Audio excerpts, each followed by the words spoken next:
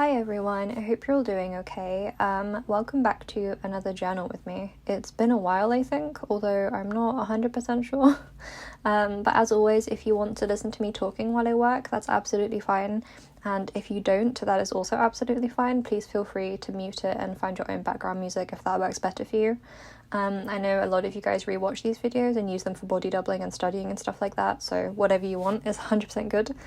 This week I'm working on a hobonichi weeks setup for 2024, and I'll talk about it a bit because I'm in a weird place again.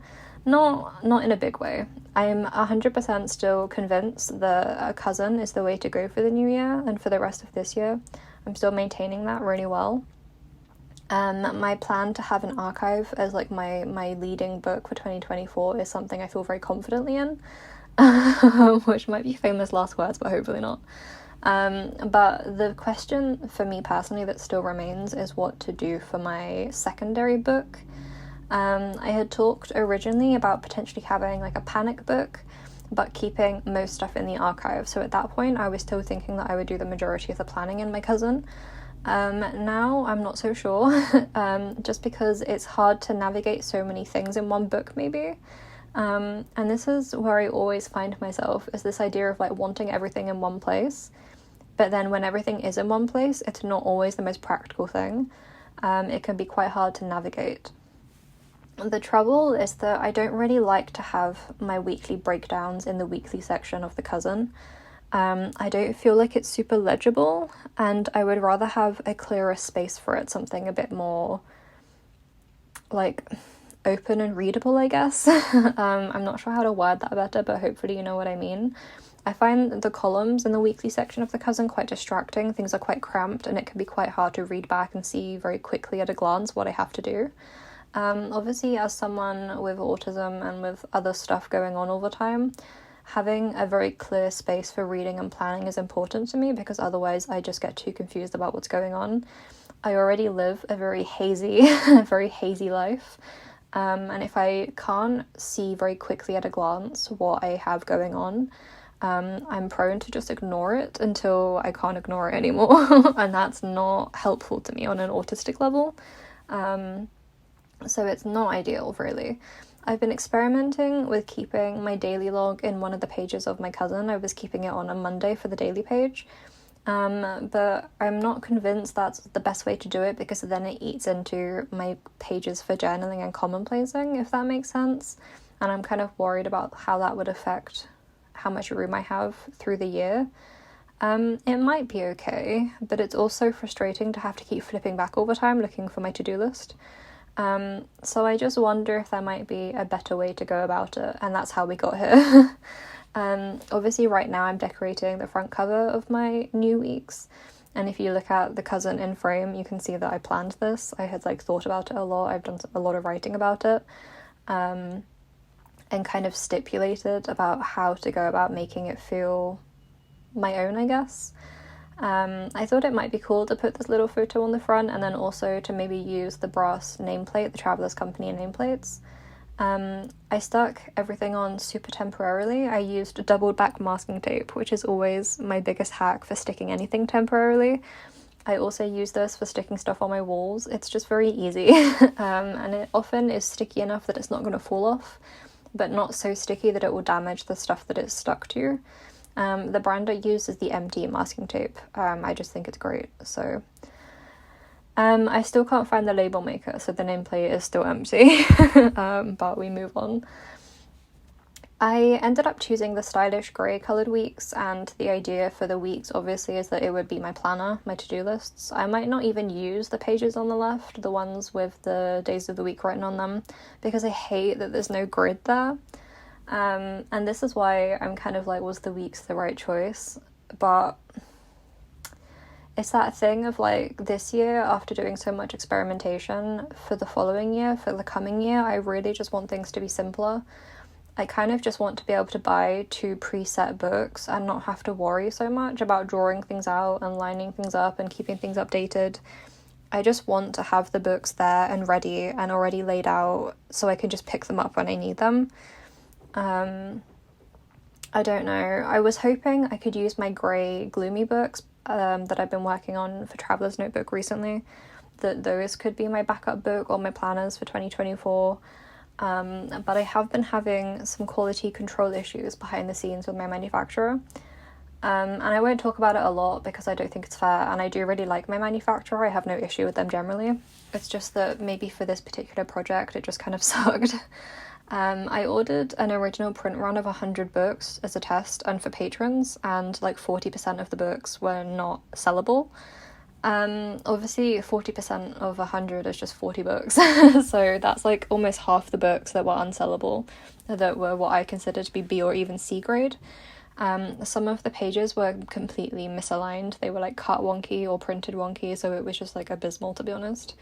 The grid was like off the page. It was messy. Obviously I contacted them and they replaced them free of charge very quickly, but my confidence was kind of shaken, I guess, because they were very quick to say that it did not meet their standards, obviously, and they replaced them. But then I was kind of thinking, like, if it so badly does not meet your standards, like, why were they even shipped out? Like, did no one check them? Do you know what I mean? So it just kind of, I don't know, it just kind of sucks. And then a lot of the behind the scenes customer service was very tiring for me. It takes a lot of energy. It's quite upsetting as well because you have to be the bad guy, I guess. I never want to have to reach out to an independent manufacturer, a small company, and be like, look, I was not happy with the quality of this work. Like, it just sucks. I don't want to have to do that. And the fact that so many books were affected really shook my confidence, I guess. But also it was very upsetting and it was a cause of great stress. And now I have to store 40 plus books that are terrible quality. I've thought about selling them as B or C grade books on my shop, but they're so bad that I don't know that anyone would even want them. So it's like it just sucks. So I don't really want to do another print run because I'm not sure that I have the trust that they would be okay. And it's very disappointing. But anyway, that's all I'll say. It just sucked behind the scenes, basically. So I'm not sure. It's also a lot of work to keep on top of making your own books and to keep them stocked in the shop and stuff. A few people have said to me that I should make my own books maybe and not worry about selling them, because it is a lot of work, and like it's okay to sometimes just make stuff for myself kind of thing. But it sucks to sit here and show you something I made and have people be excited and then be like, actually though, I'm not sharing it. Like, I'm not sure that I would be happy doing that, and it would be kind of sad every week to be like, no, sorry, you still can't buy them. So I don't know, that's kind of what happened with that, because I'm sure people would ask. I guess ultimately I'm just kind of putting that on the back burner for a while I think about it. I'm just not sure. I just think above all else for the coming year, what I really need is the stability of having something reliable, something I don't have to worry about or stay on top of. I just want a very simple book with a very simple layout, something that I can just reach for when I need it and everything is already waiting, ready to go. I don't have to spend time drawing up pages necessarily, and I don't have to, I don't know, I just want it to be easy. I feel like I need the stability. I feel like I did so much experimentation this year, but it took up so much of my time and brain space. It was like a whole task and a whole project in itself. And as a result, I didn't really get much else done. Like, creating planners and experimenting with stuff was basically like the main stuff I did for 2023.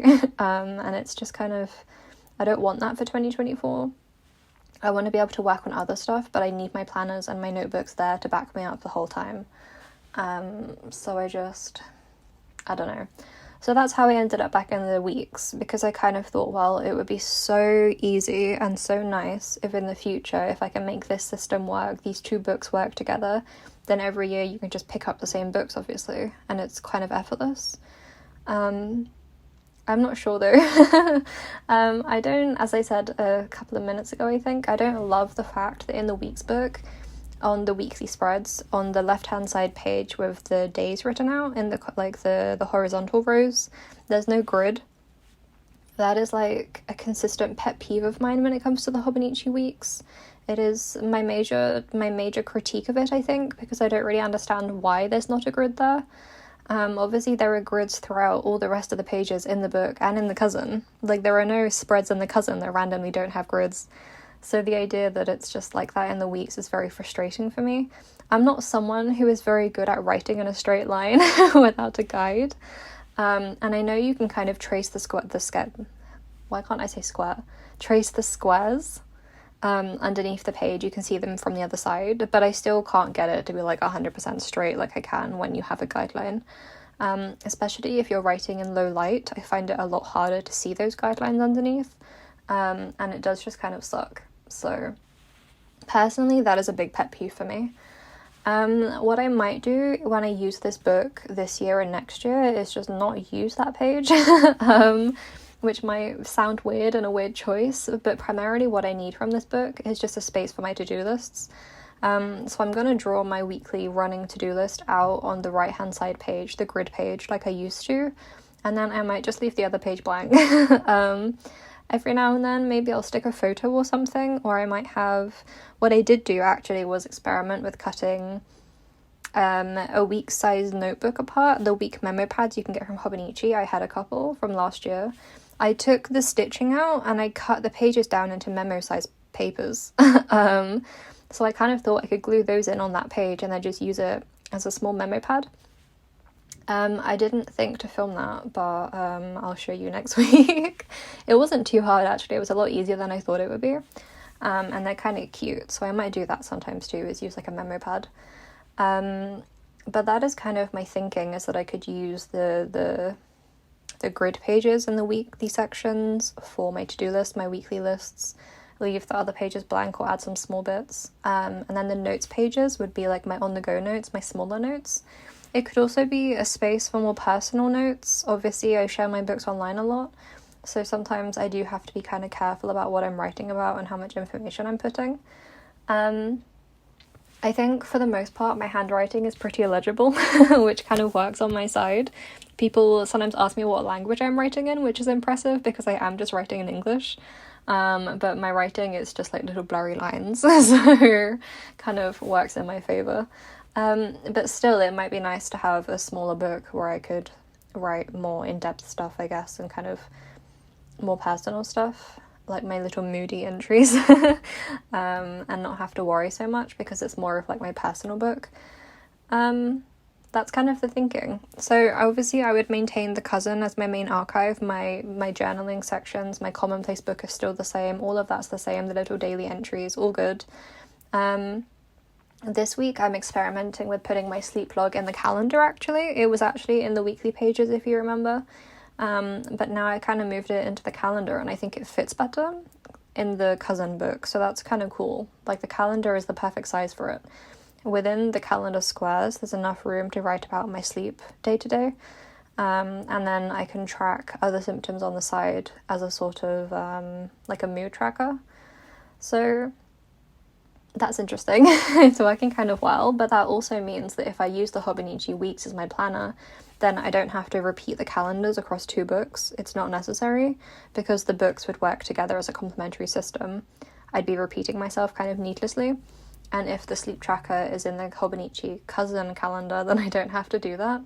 I could just use the calendar in the weeks as my planner calendar for appointments and events and stuff, things to be aware of. So I think that might work kind of well. Here on screen, because I forgot to explain what I was doing, you can see that I put in the key. Same key that I've always been using, nothing's changed in it. I copied it from my other weeks. It's also the same one that's in my cousin. And then now I'm setting up the first couple of pages just to kind of feel like I've moved into the book. This is just a photo of my desk at the moment. I thought it might be kind of nice to have it there as a sort of like, this is what my desk looked like when I started the book, and then maybe at the end of next year I could have another photo of what it looked like by the end. I don't know how different it will look really, but interesting maybe. So I decorate it a bit and then I write. It's not super interesting, it's just so that when I do eventually start the book like properly in air quotes, I don't feel so intimidated because I've done like the introductory stuff. I normally like to sort of have the first page sort of explaining the intentions for the book. I try to write about how I hope to use it and how I hope it will help me and sort of why I'm going to use it certain ways. So basically just talking about what I'm talking about with you now. But I think I actually made more sense on the paper, so But that's kind of the thinking. So I've kind of worked out the uses for each book. So the weeks would be my planner, the calendar is for events and appointments, and then the weekly pages are my to-do list, and then the notes pages are like shorter quotes, smaller thoughts, more personal entries, maybe like shopping lists and stuff to reference while I'm out. Like the weeks would be the book that I carry with me when I go places. And then the cousin is my archive, as we talked about for the last 2 weeks. It's my main book. It's the book that I should hopefully always reach for first. And it's the one book that I will maintain throughout the entire year. Even if I decide not to use the weeks, like 6 months in, I will still make sure I maintain the cousin, the archive. That is really, really above all else what I want to do for 24 is just upkeep that one big book. And then everything else is sort of like as I want. It might be kind of nice to work this way too, because it does mean that if I do want to take a break from either book for a little while, I know that the information is still backed up in the other one. And maybe that will help with the bulking a bit, as if I take a couple of weeks off from one and the other one can pick up the slack. And then maybe it won't get quite so full. I'm still not 100% sure. My cousin does kind of feel quite full already, and there's only like 3 months in it. When I'm writing, I can feel the papers like stacked on top of each other underneath the pages. The photos, I can feel the way they're layered, and it's kind of weird. It's not bad. I think it might just be something that I need to adjust to. But it is kind of strange. As I say though, not bad, just strange. Something probably to adjust to. Apart from that though, I think hopefully this could work. That's kind of my ideas, is to use the cousin obviously as my main memory keeping book, I guess, at this point. If I take most of the planning out of it, then that is what it would be like an archive and a catalogue and a big documenting book for my interests throughout the year, for my commonplacing.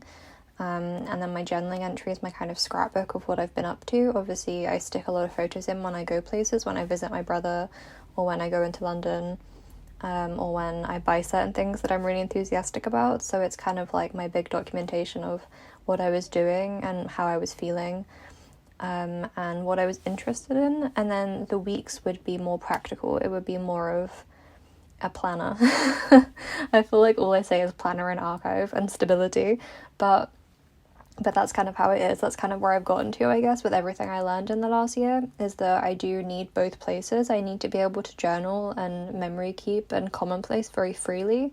I need enough space to do that in a way that feels right and is creative. And then I also need a really practical place for planning that is maybe slightly separate, whether that's in the same book but a different section, or at the moment in a different book completely, just to make sure that I have the clarity that I need when I need it. It's almost like there are these two parts of me. There's one part that is very blurry and needs to be able to think in a blurry way and document my interests and stuff to help myself remember things long term because of the memory issues I have. And then the other part of me, to be able to function on a practical level as a human being, really needs to be able to see things clearly somewhere at some point. But both practices, the blurry creative practice and then the more practical reference practice of planning, like I need both very badly. I'm not sure if that makes any sense, but I guess that's what I've learned the most in my year of experimentation, kind of going from having a planner in the weeks and then journaling and creative commonplacing in a field notes, and then having both in a file of facts but in different compartments basically with the divider, and then a smaller file of facts, same thing, so I could carry it, the portability again, so I can reference it, and then jumping into the cousin, and it's just all that back and forth. I think maybe that's the biggest thing I learned, was just that both sides of my practice are so important to me. And I do consider them a practice because they're something that I have to actively work to maintain to keep myself feeling balanced and grounded in my life. Whenever I talk about this stuff, I'm never sure how it sounds to people who aren't notebook people. I feel like a lot of you watching get it when you comment and you say certain things resonated with you and stuff. I always feel so much better because I'm like, okay, it's not just me being weird about books.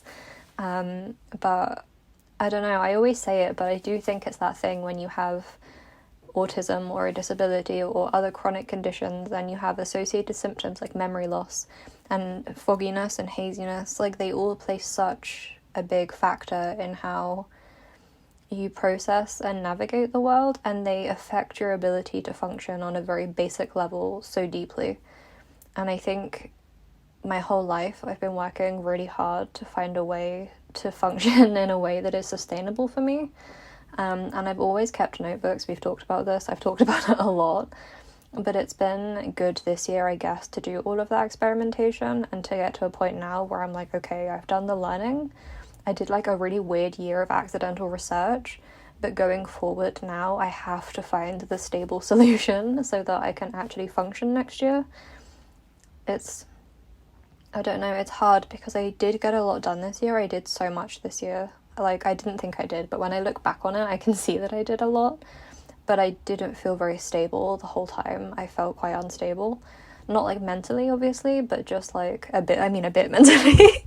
But mostly just in like I didn't feel very grounded and very present in what I was doing. I felt very like, I guess the best way to explain it is like when you're in that autistic hyperfocus and you feel very fulfilled, but it's also blurry and you have this strange sense that things are not quite right, like this is not quite the way you should be functioning. You know that there are other things you need to be doing to look after yourself, and you're not doing them because you're so focused on whatever it is that you're focusing on.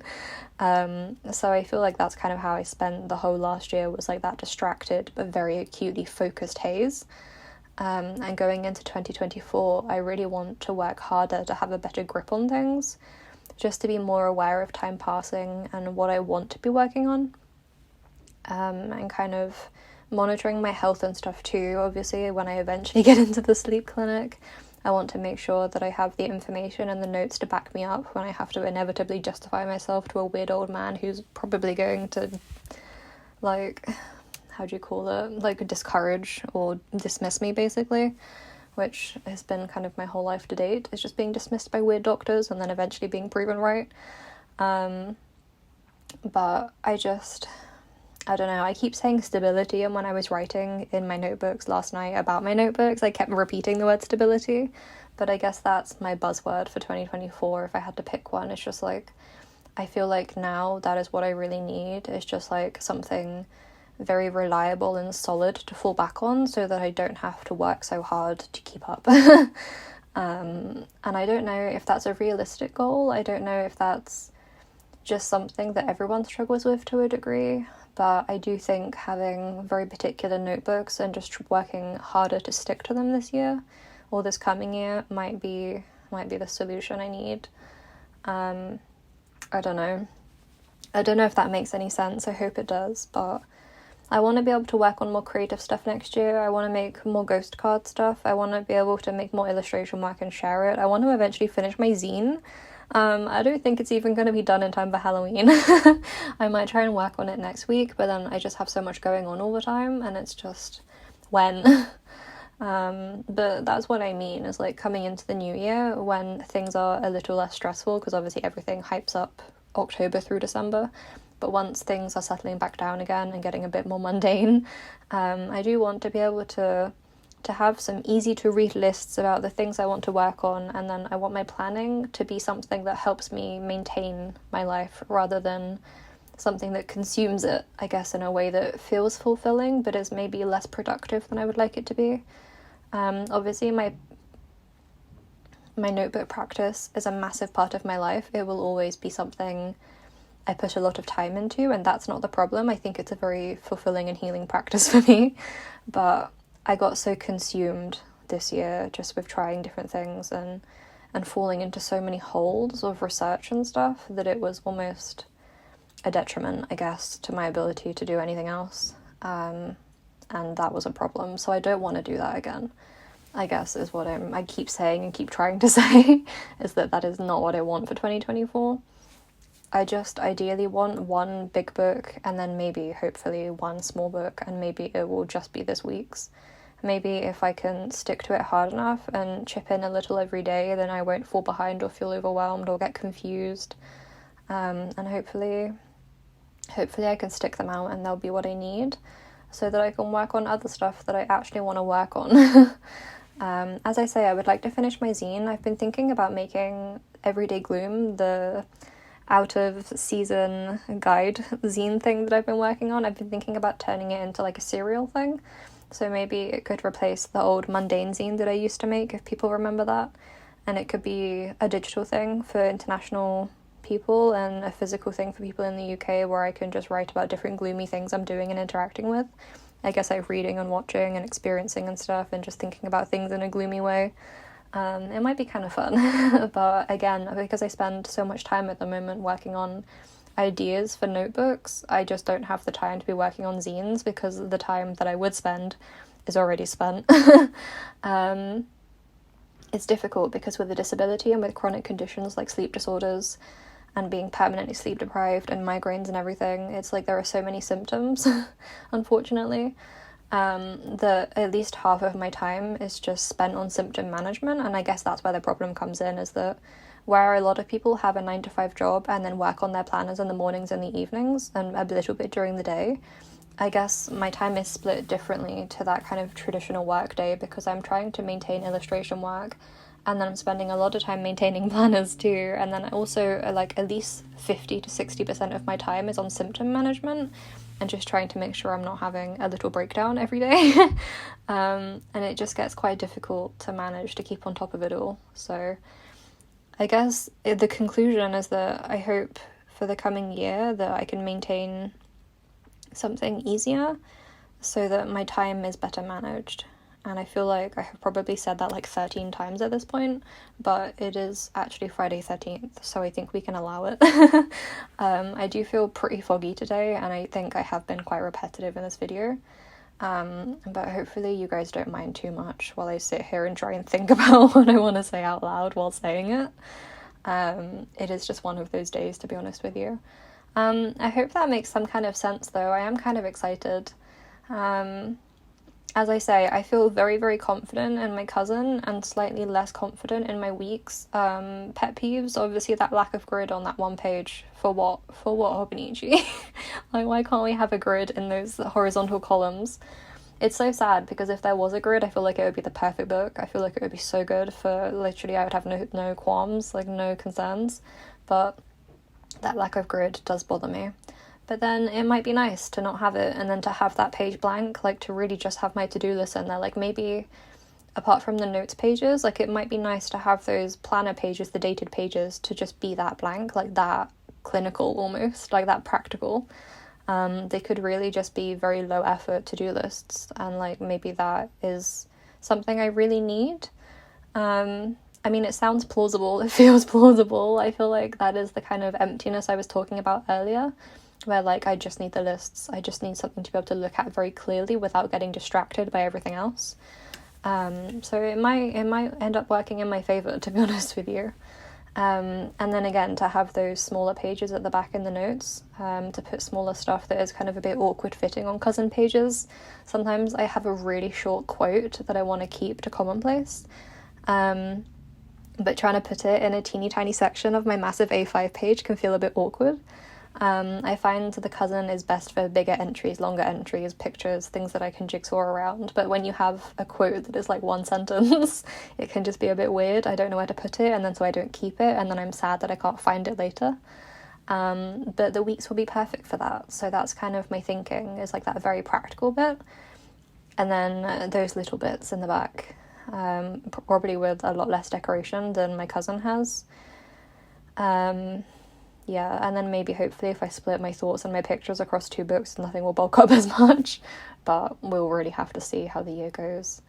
That is kind of where I'm at. I'm kind of finishing up here. I'm writing the last little bit. In the evening last night, I did actually do a couple more pages, so I do feel like properly moved in. I've been testing my weekly log spread as well on one of the notes pages. Obviously the week starts the last week of November, I think, so there is still sort of like a month and a bit to go before I can properly use the dated pages. But I might work in the back pages in the meantime. Obviously with like 260 pages or whatever it is, I'm not too worried about running out during the year, especially because my primary book for writing is my cousin, so that's the main thing to remember, is like it's okay to write a bit in my weeks, but it's mostly for my lists, and then to make sure that I'm filling the cousin in the meantime. because if I actually accidentally fall behind in the cousin before I even start the 2024 book, that will be embarrassing. But there we go. Let me know what you think. I don't know how well I explained myself. I'm having a weird day, but hopefully I made some sort of sense. Let me know your thoughts. If you use a weeks, let me know how you use your books. I would be very curious to know. But apart from that, I hope you enjoyed seeing me set this up from scratch. I don't know if I've ever documented that before, but it was kind of fun. But there we go. I hope you have a good rest of your week. I hope you have a good weekend. I hope you enjoy this video. And I hope you will watch it many more times. I hope it will keep you good company. But there we go. Take care. I'll see you next week.